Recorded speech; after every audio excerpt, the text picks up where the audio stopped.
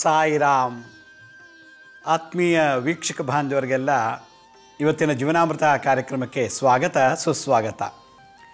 ವೀಕ್ಷಕರೇ, ಕಳೆದ ವಾರದಿಂದ ನಾನು ವಾಸ್ತುಗೆ ಸಂಬಂಧಪಟ್ಟಂಥ ದೋಷಗಳನ್ನು ಪರಿಹಾರ ಮಾಡ್ಕೊಳ್ಳೋದು ಹೇಗೆ ಅಂತ ಹೇಳ್ತಾ ಇದ್ದೆ.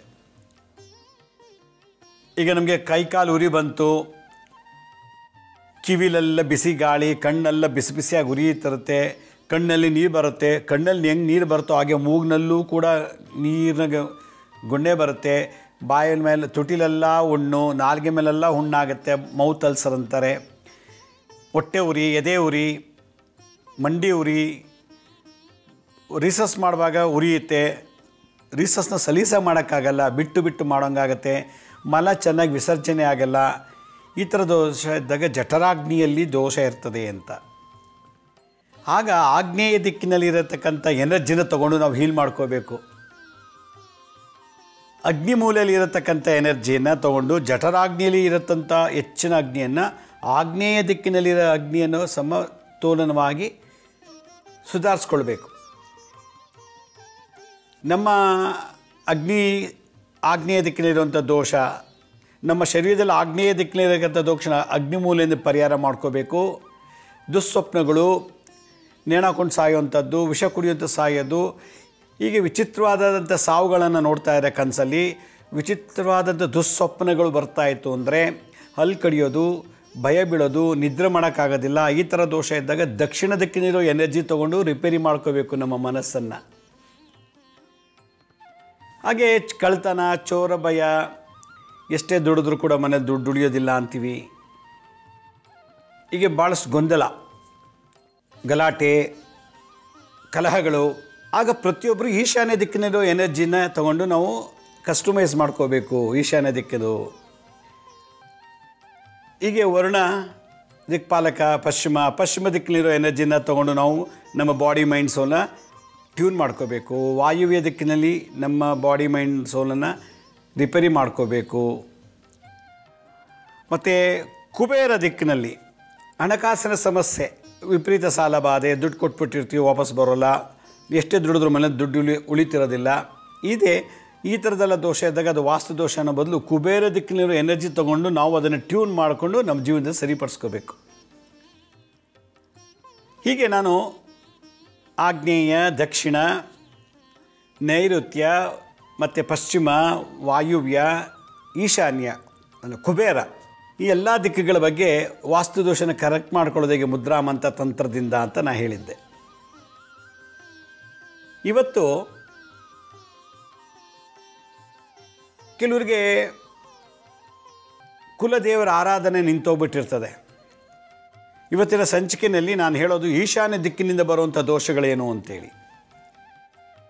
ಈಶಾನ್ಯ ದಿಕ್ಕಿನಿಂದ ಬರುವಂಥ ದೋಷಗಳು, ಅದು ಆಫೀಸ್ ಇರ್ಬೋದು, ಮನೆ ಇರ್ಬೋದು, ಯಾವುದೇ ಇರ್ಬೋದು, ಈಶಾನ್ಯ ದಿಕ್ಕಿನಿಂದ ಬರತಕ್ಕಂಥ ಎಲ್ಲ ದೋಷಗಳನ್ನು ಹೆಂಗೆ ಪತ್ತೆ ಹಚ್ಚೋದು? ನಮಗೆ ಕುಲದೇವಿ ಆರಾಧನೆ, ನಮ್ಮ ವಂಶದ ಹೆಣ್ಣದೇವರು, ನಮ್ಮ ವಂಶದ ಗಂಡದೇವರ ಆರಾಧನೆ ನಿಂತೋಗಿತ್ತು ಅಂದರೆ ನಾವು ಎಷ್ಟೇ ದುಡಿದ್ರೂ ಕೂಡ ದುಂದು ಖರ್ಚಾಗಿ ಹೊಟ್ಟೋಗ್ತಾ ಇರ್ತದೆ. ಒಂದು,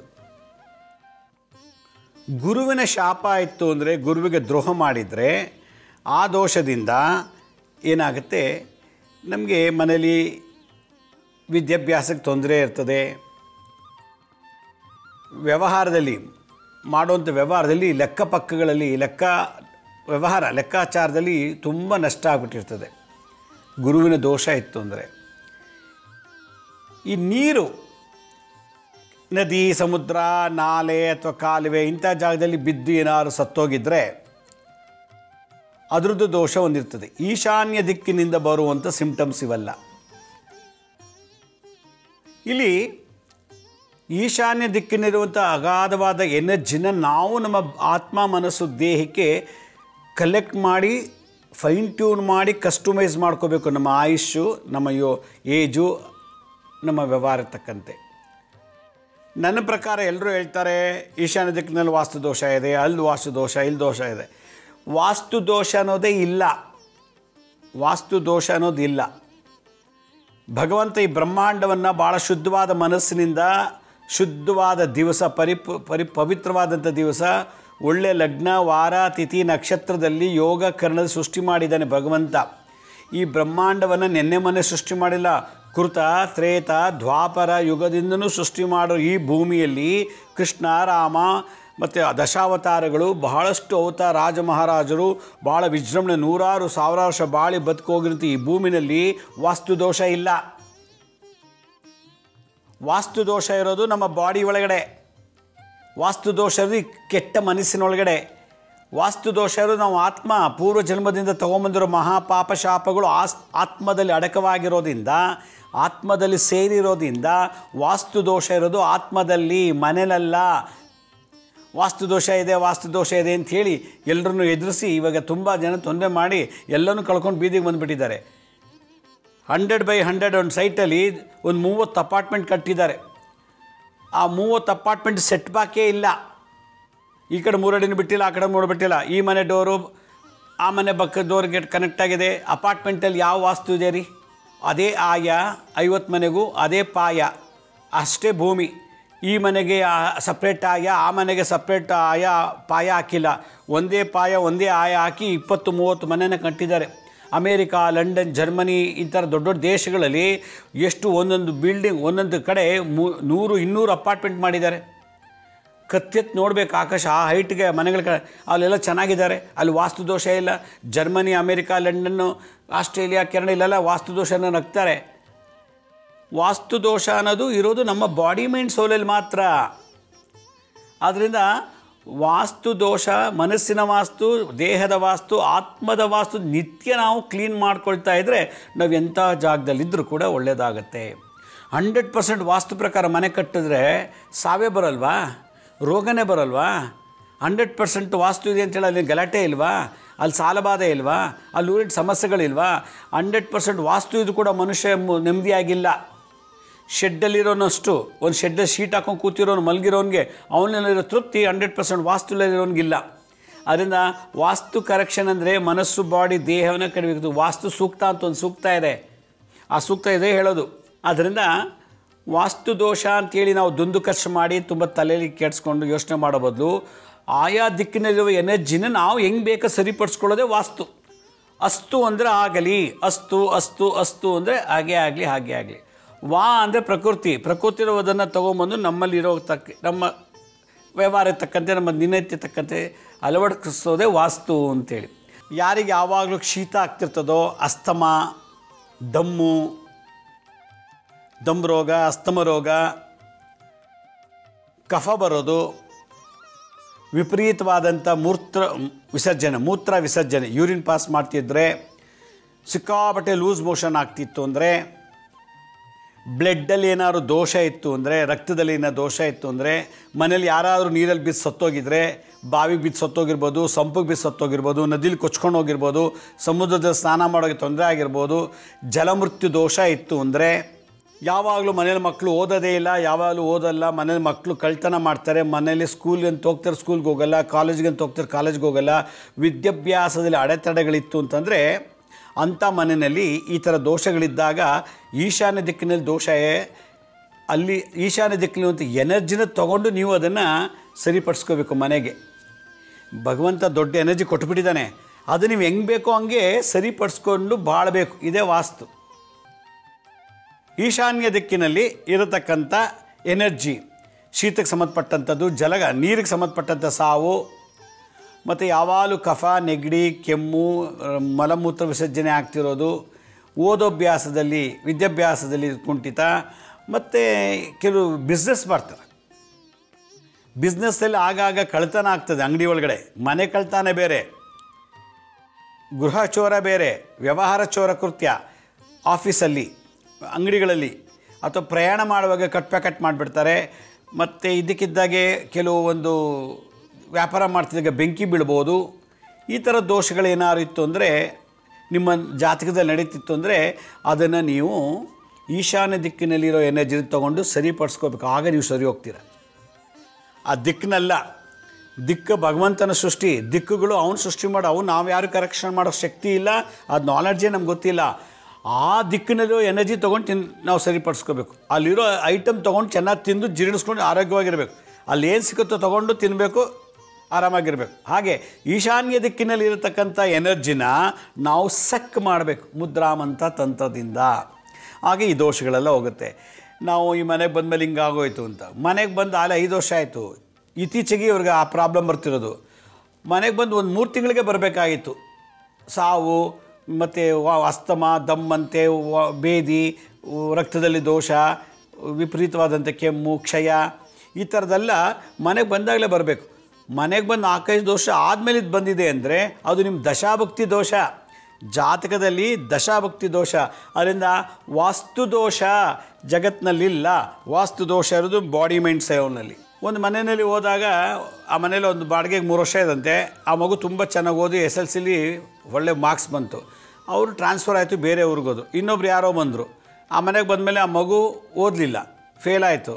ಮತ್ತು ಗಂಡಗೂ ಏನೋ ತೊಂದರೆ ಆಯಿತು. ಅವ್ರ ಮನೆ ಬಿಟ್ಟವ್ರು ಇನ್ನೊಬ್ಬರು ಬಂದರು. ಅಲ್ಲಿ ಓದಿ ಬಂದಮೇಲೆ ಅವ್ರ ಮಕ್ಕಳೆಲ್ಲ ಓದಿ ರ್ಯಾಂಕ್ ತಂದು MBBSಗೆ ಒಬ್ಬರು ಜಾಯ್ನ್ ಆಯಿತು, ಇಂಜಿನಿಯರಿಂಗ್ ಜಾಯ್ನ್ ಆಯಿತು. ಒಂದೇ ಮನೆ 30-40 ಸೈಟಲ್ಲಿ, ಅದೇ ಬಾಗಿಲು, ಅದೇ ಕಿಟಕಿ, ಅದೇ ಜಾಗ, ಅದೇ ಆಯ. ಆ ಮನೆಗೆ 4 ಜನ ರೆಂಟಿಗೆ ಬಂದು ಹೋದರು ಒಂದು 10 ವರ್ಷದಲ್ಲಿ. ಒಬ್ಬೊಬ್ರಿಗೆ ಒಂಥರ ಜೀವನದಲ್ಲಿ ಚೇಂಜಸ್ ಆಯಿತು. ಫಸ್ಟ್ ಬಂದವರಲ್ಲಿ ಏನು ದೋಷ ಆಯಿತು ಅದೇ ದೋಷ ಅಲ್ಲಿ ಬರೋರು ಎಲ್ರಿಗೂ ಆಗಬೇಕು, ಆದರೆ ಆಗಲಿಲ್ಲ. ಅವರ ಜಾತಕದ ಕರ್ಮ, ದಶಾಭಕ್ತಿಯಲ್ಲಿ ನಡೆಯುವ ಒಂದು ದೋಷಗಳು. ಅದರಿಂದ ವಾಸ್ತು ದೋಷ ಅನ್ನೋದಕ್ಕಿಂತ ಹೆಚ್ಚಾಗಿ ನಮ್ಮಲ್ಲಿರತಕ್ಕಂಥ ಒಂದು ಮನಸ್ಸಲ್ಲಿರೋ ಗಲೀಜು, ಮನಸ್ಸಲ್ಲಿರೋಂಥ ಕೆಟ್ಟ ಹ್ಯಾಬಿಟ್ಸು, ಕೆಟ್ಟತನ, ಹೊಟ್ಟೆಕಿಚ್ಚು, ಅಹಂಕಾರ, ದುರಹಂಕಾರ, ಗರ್ವ ಇವೆಲ್ಲ ಬಿಟ್ಬಿಟ್ರೆ ಎಲ್ಲಿದ್ದರೂ ನಮಗೆ ಲಕ್ಷ್ಮಿ ಒಲಿತಾಳೆ. ದೇಹ ದಿನನಿತ್ಯ ಒಳ್ಳೆ ದೇಹನ ದಂಡಿಸಬೇಕು, ವ್ಯಾಯಾಮ ಮಾಡಬೇಕು, ಒಳ್ಳೆ ಸೇವೆ ಮಾಡಿ ಸಮಾಜಕ್ಕೆ, ದೇಹ ಶುದ್ಧಿ ಆಗುತ್ತೆ. ಆತ್ಮ ಸತ್ಸಂಗ, ಭಜನೆ, ಧ್ಯಾನ, ಜಪ, ತಪ ಮಾಡಿದ್ರೆ ಆತ್ಮ ಪರಿಪೂರ್ಣ ಶುದ್ಧಿ ಆದಾಗ ಎಂಥ ಕೆಟ್ಟ ವಾಸ್ತಲ್ಲಿದ್ದೂ ಚೆನ್ನಾಗಿ ರಾಜನಾಗಿಬಿಡ್ತೀರಿ. 100% ವಾಸ್ತು ಅಂತ ಮಾಡಿದರೂ ಕೂಡ ಅದ್ರ ಮೇಲೆ ಮಕ್ಕಳಾಗಿಲ್ಲ, ಮದುವೆ ಆಗಿಲ್ಲ, ಸರಿಯಾಗಿ ಓದ್ತಿಲ್ಲ, ಕೋಟ್ಯಾಂತರ ರೂಪಾಯಿ ಆಸ್ತಿ ಇದೆ, ಮಗ ಡ್ರಗ್ಸ್ ತೊಗೊಂಡ್ಬಿಡ್ತಾನೆ, ಡ್ರಗ್ಸ್ಗೆ ಅಡಿಕ್ಟ್ ಆಗಿದ್ದಾನೆ. 100% ಏನು 4 ಜನ ವಾಸ್ತು ಕನ್ಸಲ್ಟೆಂಟ್ ಸೇರಿ ಚರ್ಚೆ ಮಾಡಿ ಪ್ಲ್ಯಾನ್ ಮಾಡಿ ಕಳಿಸಿರೋದು. ಆ ಮನೆಗೆ ಹೋದ್ಮೇಲಿಂದ, ಗೃಹಪ್ರವೇಶ ಆದಮೇಲಿಂದ ಆ ಮನೆ ಯಜಮಾನಿಗೆ ರೋಗ ರೋಗ ರೋಗ. ಮಗ ಡ್ರಗ್ಸ್ ತೊಗೊಂಡು ಅಡಿಕ್ಟ್ ಆಗಿಬಿಟ್ಟ. ಒಬ್ಳು ಆ ಮನೇಲಿ ಮದುವೆ ಮಾಡಿಕೊಟ್ರು, ಗ್ರ್ಯಾಂಡ ಕೋಟ್ಯಾಂತರ ರೂಪಾಯಿ ಆಸ್ತಿ ಇರೋರು. ಬೆಂಗಳೂರು ಅರಮನೆ ಮೈದಾನದಲ್ಲಿ ಮದುವೆ ಮಾಡಿದ್ರು, ಲಕ್ಷಾಂತರ ರೂಪಾಯಿ ಕೊಟ್ಟು. ಮದುವೆ ಆದ 6 ತಿಂಗಳು ಡೈವರ್ಸ್ ಆಯಿತು. ಆ ಮನೆ 100% ವಾಸ್ತು ಅಂತೇಳಿ ಏನು ಭಾಳ ಗೃಹಪ್ರವೇಶಕ್ಕೆ ಕೋಟ್ಯಾಂತರ ರೂಪಾಯಿ ಖರ್ಚು ಮಾಡಿದ್ರು. ಬಂದವ್ರಿಗೆಲ್ಲ ಬೆಳ್ಳಿ ತಟ್ಟೆಲಿ ಊಟ ಹಾಕ್ಸಿದ್ರು. ಗೃಹಪ್ರವೇಶ ದಿವಸ ಎಲ್ಲ ಮಾಡಿದ್ರು. ಅದು 4 ಜನ ವಾಸ್ತು ಎಕ್ಸ್ಪರ್ಟ್ಸ್ ಬಂದು ಕನ್ಸಲ್ಟೇಷನ್ ಮಾಡಿರೋದು ಮನೆ ಅದು. ಆ ಮನೇಲಿ ಬಂದಮೇಲಿಂದ ಹುಡುಗ ಡ್ರಗ್ಸ್ ತಗೋತಾ ಇದ್ದಾನೆ, ಅವನಿಗೆ ರಿಹಾಬಿಲೇಷನ್ ಸೆಂಟರ್ಗೆ ಸೇರಿಸ್ಬೇಕು ಅಂತೇಳಿ ನನ್ನ ಹತ್ರ ಕರ್ಕೊಂಬಂದಿದ್ರು. ಮಗಳು ಡೈವರ್ಸ್ ಆಯಿತು. ಹೆಂಡತಿ, ಮನೆ ಯಜಮಾನಿಗೆ ಹುಷಾರಿಲ್ಲ, ಮನೆ ಯಜಮಾನ ಚೆನ್ನಾಗಿದ್ದಾನೆ. 100% ವಾಸ್ತು ಇರೋ ಮನೇಲಿ ಈ ಥರ ಆಯಿತು. ಅದೇ ಶೆಡ್ಡಲ್ಲಿ ಇರೋರು ಒಂದು ತುತ್ತು ಅನ್ನ ಇಲ್ಲ, ಉಟ್ಕೊಳ್ಳೋಕೆ ಒಂದು ತುಂಡು ಬಟ್ಟೆ ಇಲ್ಲ. ಅಲ್ಲೆಲ್ಲ ಏನು, ಅಲ್ಲಿ ಡೈವರ್ಸ್ ಅನ್ನೋದೇ ಇಲ್ಲ. ಅವರವರೇ ಮದುವೆ ಮಾಡ್ಕೋತಾರೆ, ಅವ್ರಿಗೆ ಮಕ್ಕಳಾಗುತ್ತೆ, ಅಲ್ಲೇ ಬಾಣ್ತಾನೆ, ಅಲ್ಲೇ ಮಕ್ಕಳು, ಅದೇ ಸಿಕ್ಕಿ ತಿನ್ಕೊಂಡು ಬೀದಿಗೆ ಬಿದ್ದಿರೋದಲ್ಲಿ ಎತ್ಕೊಂಡು ಅಲ್ಲಿ ಖಾಲಿ ಬಾಟ್ಲು, ಖಾಲಿ ಶೀಶಾ ಅದೆಲ್ಲ ಏನೋ ಮಾಡ್ಕೊಂಡು ಇವತ್ತು ಆರಾಮಾಗಿದ್ದಾರೆ. ಇಲ್ಲಿ ಕೋಟ್ಯಾಂತರ ರೂಪಾಯಿ ಇನ್ವೆಸ್ಟ್ ಮಾಡಿ ಮನೆ ಕಟ್ಟಿರೋ ಮೇಲೆ ನೆಮ್ಮದಿ ಇಲ್ಲ. ಮಗಳಿಗೆ ಡೈವರ್ಸ್ ಆಯಿತು ಅಂತ ನನ್ನ ಹತ್ರ ಅಪಾಯಿಂಟ್ಮೆಂಟ್ ತೊಗೊಂಬಂದಿದ್ರು. ಮಗ ಡ್ರಗ್ಸ್ ತೊಗೋತಾನೆ ಅಂಥೇಳಿ ಚಿಂತೆಯಿಂದ ಬಂದಿದ್ದರು. ಏನು ನನ್ನ ಗೃಹಪ್ರವೇಶಕ್ಕೆ ಕರೆದಿದ್ರು, ಹೋಗೋಕ್ಕಾಗಿಲ್ಲ. ಎಲ್ಲರೂ ಬಂದು ಹೇಳಿದ್ರು ಭಾಳ ಗ್ರ್ಯಾಂಡಾಗಿ ಆಯಿತು ಗೃಹಪ್ರವೇಶ ಅಂಥೇಳಿ. ಬೆಳ್ಳಿ ತಟ್ಟೆ, ಬೆಳ್ಳಿ ಲೋಟದಲ್ಲಿ ಊಟ ಎಲ್ರಿಗೂ. ಅಂಥ ಭರ್ಜರಿ ಆಗಿ ಮಾಡಿದ ಅಂಥ ದೊಡ್ಡ ಅನ್ನಶಾಂತಿ ಆಗಿರೋ ಮನೆ, ಅಂಥ 100% ಮನೇಲಿ ವಾಸ್ತು ಕಟ್ಟಿರೋ ಮನೆಯಲ್ಲಿ ಇವತ್ತು ಲೈಫೇ ಚೇಂಜ್ ಆಗೋಗಿದೆ. ಅದರಿಂದ ವಾಸ್ತು ದೋಷ ಇರೋದು ಜಗತ್ತಿನ ಪ್ರಕೃತಿಲೆಲ್ಲ ಇರೋದು ನಮ್ಮ ಕರ್ಮ. ನಮ್ಮ ಮನಸ್ಸನ್ನು ಚಂದ್ರ ಶಾಂತಿ ಆಗಬೇಕು. ದೇಹಕ್ಕೆ ಅಧಿಪತಿ ಸೂರ್ಯ, ದೇಹಕಾರಕ ಸೂರ್ಯ, ಆತ್ಮಕಾರಕ ಸೂರ್ಯ. ಶರೀರದಲ್ಲಿರ್ತಕ್ಕಂಥ ಎಲ್ಲ ನವಗ್ರಹಗಳಿಗೂ ನಾವು ಶಾಂತಿ ಮಾಡಬೇಕು, ನಿತ್ಯ ಒಳ್ಳೇದು ಮಾಡ್ತಿರ್ಬೇಕು, ಒಳ್ಳೇದು ಚಿಂತನೆ ಮಾಡಬೇಕು, ಒಳ್ಳೆಯದನ್ನು ಕೊಡಬೇಕು, ಒಳ್ಳೆಯದು ತೊಗೋಬೇಕು. ಸದಾ ನಿರಂತರ ಒಳ್ಳೆಯದೇ ನೆನೆಸ್ತಾ ಇತ್ತು ಅಂದರೆ ಅದು ಎಂಥ ದರಿದ್ರ ವಾಸ್ತು, ಇದು ಕೂಡ ಎಂಥ ಜೀರ್ಣ ವಾಸ್ತು, ಶಂಕು ವಾಸ್ತು, ಶಿಲಾ ವಾಸ್ತು, ಮಂಡುಕ ವಾಸ್ತು, ಕೂಪ ವಾಸ್ತು, ಎಲ್ಲ ವಾಸ್ತು ಕೂಡ ಸರಿ ಹೋಗ್ಬಿಡ್ತದಂತೆ. ವಾಸ್ತು ದೋಷ ತೆಗಿಬೇಕು ಅಂದರೆ ನಾವು ನಿತ್ಯ ಜಪ, ತಪ, ದಾನ, ಧ್ಯಾನ, ಸೇವೆಗಳ ಮೂಲಕ ಕಳ್ಕೋಬೇಕೇ ವಿನಃ ಇದು ಭೌತಿಕ ವಸ್ತುಗಳಿಂದಲ್ಲ ಅಂತ ನನ್ನ ಅಭಿಪ್ರಾಯ. ಹಾಗಾದರೆ ಈಶಾನ್ಯ ದಿಕ್ಕಿನಲ್ಲಿರೋ ದೋಷನ ಯಾವ ರೀತಿ ನಾವು ಕರೆಕ್ಷನ್ ಮಾಡಬೇಕು, ನಮ್ಮಲ್ಲಿ ಈಶಾನ್ಯ ದಿಕ್ಕಿಂದ ಬರುವಂಥ ಶಕ್ತಿಗಳು ನಮ್ಮನ್ನು ಯಾವ ರೀತಿ ತೊಂದರೆ ಪಡ್ತಿದೆ, ಅಸ್ತಮ, ಕ್ಷಯ, ಮೂತ್ರದಲ್ಲಿ ಸಿಕ್ಕಾಪಟ್ಟೆ ಮೂತ್ರ ವಿಸರ್ಜನೆ, ಮಲ ವಿಸರ್ಜನೆ, ದಮ್ ರೋಗ, ಮತ್ತು ನೀರಿನಲ್ಲಿ ಜಲಮೃತ್ಯು ದೋಷ, ಮಕ್ಕಳು ಓದ್ತಿಲ್ಲ, ಈ ಥರ ಎಲ್ಲ ಈ ಮನೇಲಿತ್ತು ಅಂದರೆ ಈಶಾನ್ಯದಲ್ಲಿ ದೋಷ ಇದೆ ಅಂತ ಚಕ್ಕಂತ ಈಶಾನ್ಯಕ್ಕೆ ನೀವು ಪರಿಹಾರ ಮಾಡ್ಕೋಬೇಕು. ಈಶಾನ್ಯ ದಿಕ್ಕಿನಲ್ಲಿ ಇರುವಂಥ ಎನರ್ಜಿ ತುಂಬ ಅಧಿಕ ಆದಾಗ, ಜಾಸ್ತಿ ಆದಾಗ ಅಥವಾ ಕಮ್ಮಿ ಆದಾಗ ನಮ್ಮ ಬಾಡಿ ಮೇಲೆ ಪರಿಣಾಮ ಬೀರುತ್ತೆ. ಬಾಡಿ, ಮೈಂಡ್, ಸೋಲ್, ಬಾಡಿ ಮತ್ತು ಮನಸ್ಸು ಮೇಲೆ. ನಮ್ಮ ಈಶಾನ್ಯ, ನಾವು ಪೂರ್ವಕ್ಕೆ ನಿಂತಾಗ ನಮ್ಮ ಈಶಾನ್ಯ ಅಂದರೆ ಈ ಚೆಸ್ಟು, ಇದಿಷ್ಟು ಪೂರ್ತಿ ಈಶಾನ್ಯ ದಿಕ್ಕಿಗೆ ಹೋಗುತ್ತೆ. ಈಶಾನ್ಯ ಅಂದರೆ ಪೂರ್ವ ಮತ್ತು ಉತ್ತರದ ಕಾರ್ನರ್ ಅಂತ. ಪೂರ್ವ ಉತ್ತರದ ಕಾರ್ನರು ಈಶಾನ್ಯ. ಅಲ್ಲಿ ಈಶಾ ಅಂತ ರುದ್ರ, ಶಿವನ ಇನ್ನೊಂದು ಉಪರೂಪ, ಆ ದಿಕ್ಕಿಗೆ ಅಧಿಪತಿ. ಅಲ್ಲಿ ರಕ್ತ ಮತ್ತು ನೀರಿನಿಂದ ಬರುವಂಥದ್ದು, ರಕ್ತದಿಂದ ಬರುವಂಥ ರೋಗಗಳು. ನೀರು ಅಂದ ತಕ್ಷಣ ಶೀತ, ಕಫ, ಕೆಮ್ಮು, ಅಸ್ತಮ ಈ ಥರದ್ದೆಲ್ಲ ಬರುತ್ತೆ ನಮ್ಮ ಶರೀರದಲ್ಲಿ ಅಂತಂದರೆ ಈಶಾನ್ಯದಲ್ಲಿ ತೊಂದರೆ ಆಗ್ತಿದೆ ಅಂತ. ನಮ್ಮ ಶರೀರದಲ್ಲಿ ಈಶಾನ್ಯ ದಿಕ್ಕು ಅಂದರೆ ಇದು ನಮ್ಮ ಶರೀರಕ್ಕೆ. ಇದು ನೋಡಿ, ಮೊಲೆಗಳು, ಸ್ತನ, ಕಿಬ್ಬೊಟ್ಟೆಯಿಂದ ಹಿಡಿದು ತೊಡೆ, ಮಂಡಿ ಈ ದಿಕ್ಕಿನಲ್ಲಿ ಇರುವಂಥದ್ದು ಈಶಾನ್ಯ. ಅದಕ್ಕೆ ಕಿರುಬೆರಳನ್ನು ಮಧ್ಯದ ಬೆರಳಿಗೆ ಟಚ್ ಮಾಡಬೇಕು. ಎರಡು ಹಸ್ತಲು ಕಿರುಬೆರಳನ್ನು ಮಧ್ಯದ ಬೆರಳು. ಮಧ್ಯದ ಬೆರಳು ಅಂದ್ರೇನು? ಶನಿ ಮತ್ತು ಬುಧನ ಟಚ್ ಮಾಡಬೇಕೀಗೆ ನೋಡಿ. ಕಿರುಬೆರಳ ಮೇಲೆ ಮಧ್ಯದ ಬೆರಳಿಡಿ. ಕಿರುಬೆರಳು ಉಳಿದ ಬೆರಳೆಲ್ಲ ಸ್ಟ್ರೈಟಲ್ಲಿ ಇರಿಸಿ. ಕಿರುಬೆರಳ ಮೇಲೆ ಮಧ್ಯದ ಬೆರಳು ಇಡಬೇಕು. ಕಿರುಬೆರಳ ಮೇಲೆ ಮಧ್ಯದ ಬೆರಳು ಇಡಬೇಕು.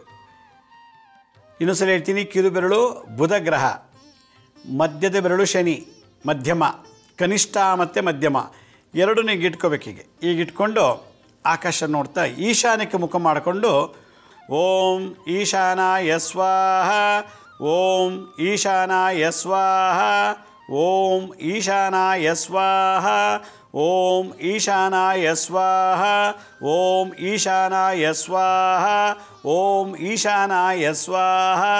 ಎಲ್ಲ ಬೆರಳು ನಿಂತಿರಬೇಕು. ಕಿರು ಬೆರಳು ಮೇಲೆ ಮಧ್ಯದ ಬೆರಳು ಶನಿಯನ್ನು ಟಚ್ ಮಾಡಿಬಿಟ್ರೆ ಇದು ಈಶಾನ ಮುದ್ರಾ ಅಂತೇಳಿ ವಾಸ್ತು ಮುದ್ರಾ. ಇದು ವಾಸ್ತು ರತ್ನಾಕರ ಮತ್ತು ಶಾಕಿನಿ ತಂತ್ರ ಸಾಧನೆ ಇವೆಲ್ಲ ಬರುತ್ತಿದ್ದು. ಈಗ ಇಟ್ಕೋಬೇಕು.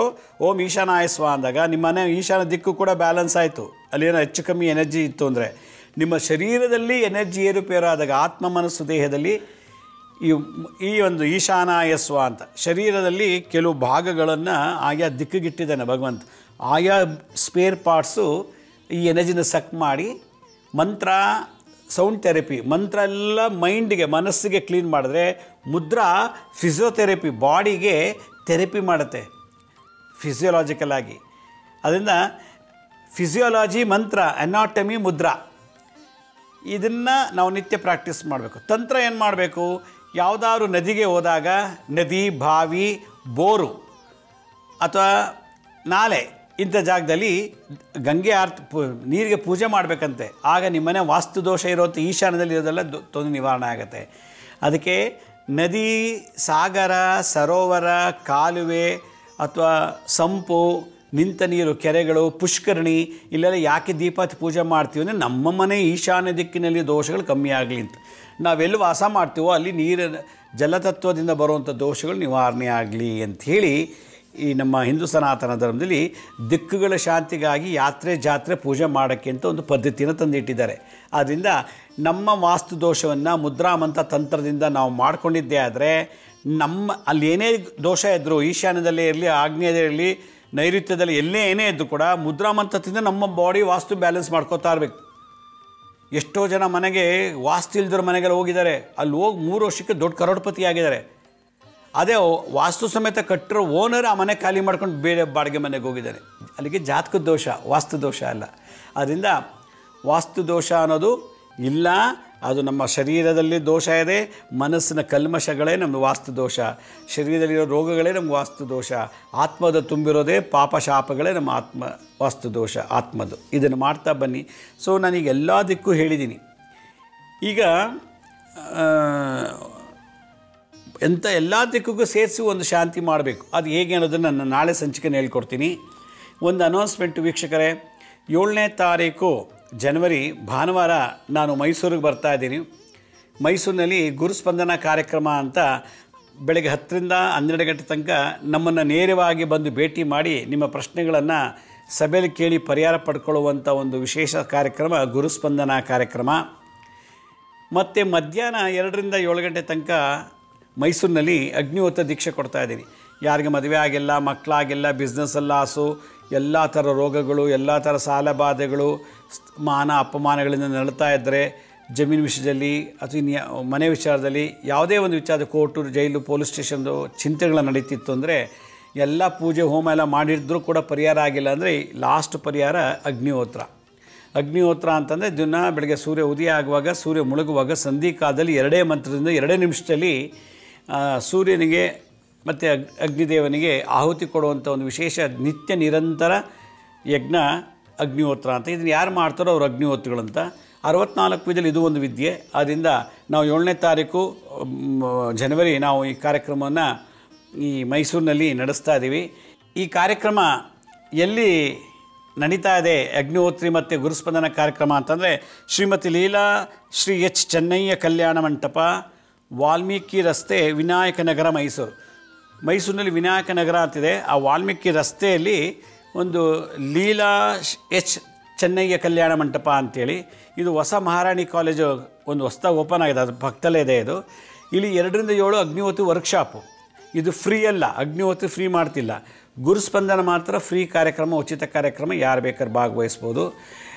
ಇಲ್ಲಿಗೆ ಬಂದರೆ ನಾನು ಶಾಸ್ತ್ರೋಕ್ತವಾಗಿ ಸಂಕಲ್ಪ ಮಾಡಿಸಿ ದೀಕ್ಷೆ ಕೊಡ್ತಾಯಿದ್ದೀವಿ. ಅಗ್ನಿಹೋತ್ರಿ ಅಗ್ನಿ ಒಂದು ಬೆಂಕಿಗೆ ಅದೊಂದು ದೀಕ್ಷೆ ಆಗಬೇಕಿಲ್ಲ. ಅದು ಬೆಂಕಿ ಜೊತೆ ನಾವು ಸಂಬಂಧ ಇಟ್ಕೊಳ್ಳೋದ್ರಿಂದ, ಅದಕ್ಕೊಂದು ದೀಕ್ಷೆ ಆಗೋದ್ರಿಂದ ಬಹಳ ಒಳ್ಳೆಯದು.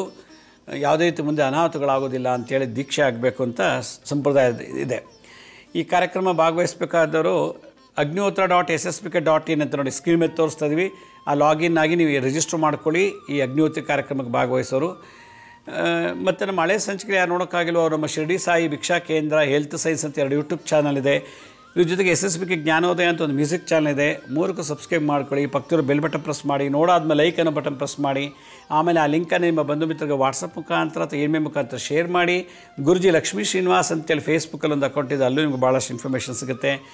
ಆಮೇಲೆ ಅಪಾಯಿಂಟ್ಮೆಂಟ್ಸ್ ಬೇಕಿದ್ದವರು www.lakshmisrinivas.in ಅಂತ ಲಾಗಿನ್ ಆಗಿ ನೀವೇ ಯಾವ ಡೇಟ್ ಯಾವ ಟೈಮ್ಗೆ ಅಪಾಯಿಂಟ್ಮೆಂಟ್ಸ್ ಫಿಕ್ಸ್ ಮಾಡ್ಕೊಂಡು ಬರ್ಬೋದು ಅಂತ ಹೇಳ್ತಾ ಇವತ್ತಿನ ಸಂಚಿಕೆಯನ್ನು ಮುಗಿಸ್ತೀನಿ. ಇದೇ ರೀತಿ ನಾಳಿನ ಸಂಚಿಕೆಯಲ್ಲಿ ಮತ್ತೊಂದು ವಿಶೇಷವಾದಂಥ ಮಾಹಿತಿಯನ್ನು ತಮ್ಮನ್ನು ಭೇಟಿ ಮಾಡ್ತೀನಿ. ಅಲ್ಲಿವರೆಗೂ ನನ್ನ ನಮಸ್ಕಾರ. ಸಾಯಿರಾಮ್.